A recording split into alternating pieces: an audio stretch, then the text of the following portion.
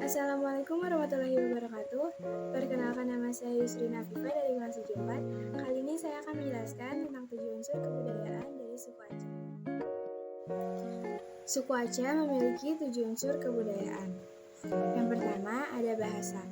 Di antara bahasa-bahasa daerah yang terdapat di Provinsi Nangro Aceh Darussalam, bahasa Aceh merupakan bahasa daerah terbesar dan yang paling banyak penuturnya, yakni sekitar 70% dari total penduduk Provinsi Nangro Aceh Darussalam. Penutur bahasa Aceh tersebar di wilayah pantai timur dan barat Provinsi Nangro Aceh Darussalam. Penutur asli bahasa Aceh adalah mereka yang mendiami Kabupaten Aceh Besar, Kota Banda Aceh, Kabupaten Pidie, Kabupaten Aceh Jempa, Kabupaten Aceh Utara, Kabupaten Aceh Timur, Kabupaten Aceh Barat, dan Kota Sabang. Penutur bahasa Aceh juga terdapat di beberapa wilayah dalam Kabupaten Aceh Selatan, terutama di wilayah Kuala Bate, Belang Pidie, Manggeng, Sawang, Tangan-Tangan, Merauke, Trumon, dan Bakungan. Bahkan di Kabupaten Aceh Tengah, Aceh Tenggara, dan Semowe, kita dapati juga sebagian kecil masyarakatnya yang berbahasa Aceh. Selain itu, di luar Provinsi Nangro Aceh Darussalam, yaitu di daerah-daerah perantauan, masih ada juga kelompok-kelompok masyarakat Aceh yang tetap mempertahankan bahasa Aceh sebagai bahasa ibu mereka. Hal ini dapat kita jumpai pada komunitas masyarakat Aceh di Medan, Jakarta, Kedah, dan Kuala Lumpur di Malaysia, serta Sydney di Australia. Selain bahasa Aceh, ada juga bahasa yang lain seperti bahasa Gayo, bahasa Alas, bahasa Tamiang, bahasa Nyok Jame, bahasa Mukluet, bahasa Singkil, bahasa Halaban, dan bahasa Simowe. Yang kedua, ada sistem religi. Aceh termasuk salah satu daerah yang paling awal menerima agama Islam. Oleh sebab itu, provinsi ini dikenal dengan sebutan Serambi Mekah. Maksudnya, pintu gerbang yang paling dekat antara Indonesia dengan tempat dari mana agama tersebut berasal. Meskipun demikian, kebudayaan asli Aceh tidak hilang begitu saja. Sebaliknya, beberapa unsur kebudayaan setempat mendapat pengaruh dan berbaur dengan kebudayaan Islam. Dengan demikian, kebudayaan hasil akulturasi tersebut melahirkan corak kebudayaan Islam dengan Aceh yang khas. Di dalam kebudayaan tersebut masih terdapat sisa-sisa kepercayaan animisme dan humanisme. Yang ketiga, ada sistem mata pencarian. Sejak zaman dahulu, Provinsi Nangro Aceh Darussalam merupakan salah satu provinsi terkaya di Indonesia. Kesuburan tanahnya telah menghasilkan berbagai komoditas pertanian unggulan, misalnya padi, sayur-sayuran, dan buah-buahan. Bahkan Kabupaten Aceh Utara telah menjadi lumbung padi di provinsi tersebut. Contohnya ada bercocok tanam, peternakan sapi dan kerbau, berdagang, berindustri, dan nelayan.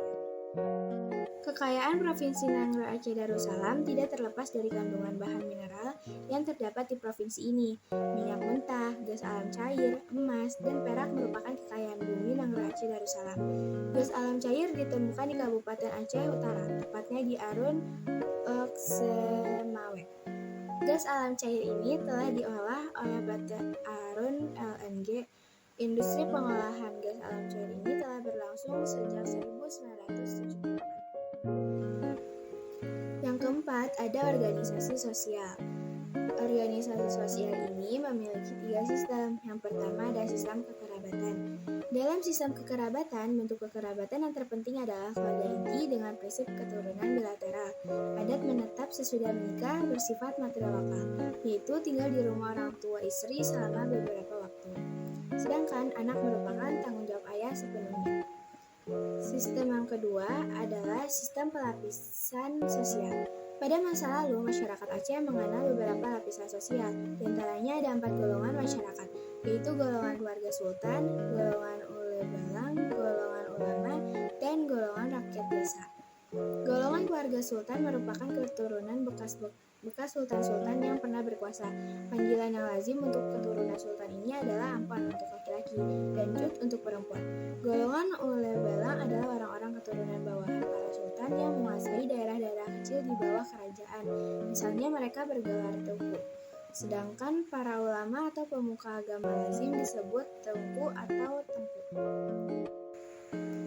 Sistem yang ketiga ada sistem kemasyarakatan.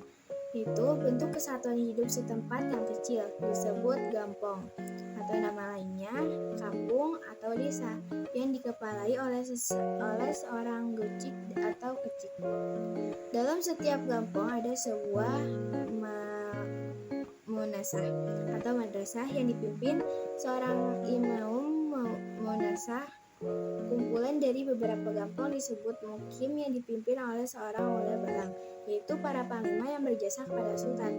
Kehidupan sosial dan keagamaan di setiap gampong dipimpin oleh pemuka-pemuka adat dan agama, seperti Imam Munasah, Tengku Habib, Tengku Bile, dan Tuhapun atau penasihat adat.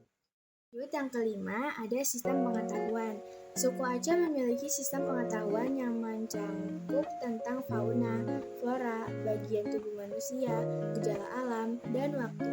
Mereka mengetahui dan memiliki pengetahuan itu dari dukun dan orang tua adat. Pengetahuan yang terdapat dalam suku Aceh yaitu tentang tradisi bahasa tulisan yang ditulis dengan huruf Arab atau Melayu, yang disebut bahasa Jawi atau Jawe.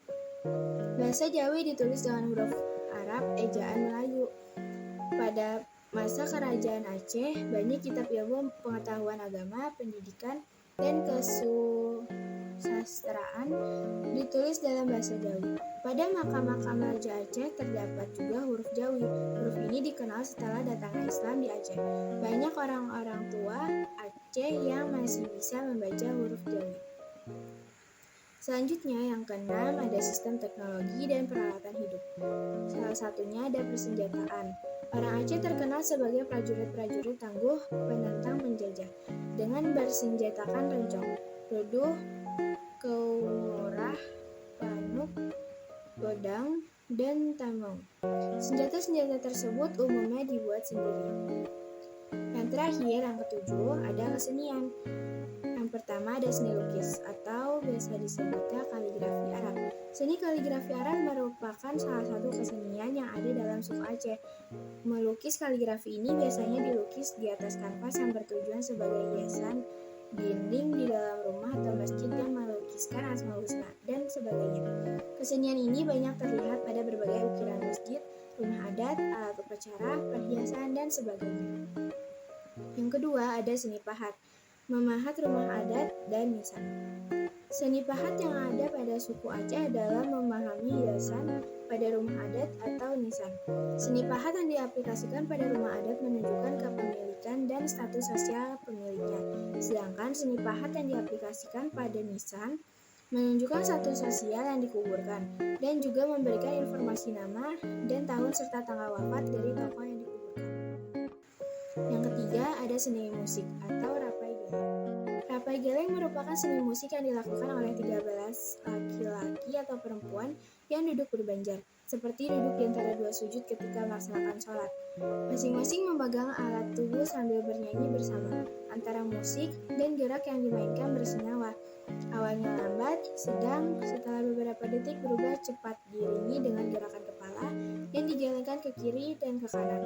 Mereka menepuk-nepuk tangan dan dada, juga menepuk tangan dan paha. Ada yang bertindak sebagai pemain biasa, syekh dan anak. Yang terakhir, yang keempat, ada seni tari. Tarian yang terkenal di Provinsi Nangro Aceh Darussalam yaitu tari Saman. Tarian ini merupakan salah satu media untuk pencapaian dakwah. Tarian ini mencerminkan pendidikan, keagamaan, sopan santun, kepahlawanan, kekompakan, dan kebersamaan.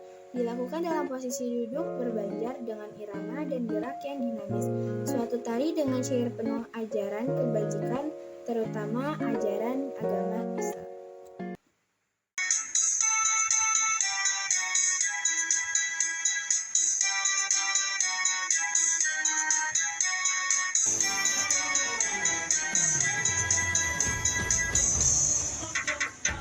Bungung gempa bergadi Aceh. Bungung tenaga indah lagai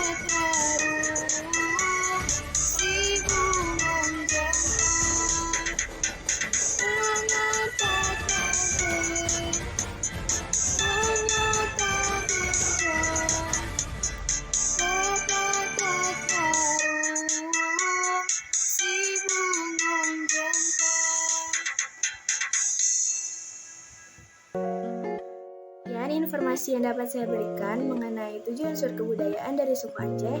Kurang lebihnya saya mohon maaf. Wassalamualaikum warahmatullahi wabarakatuh.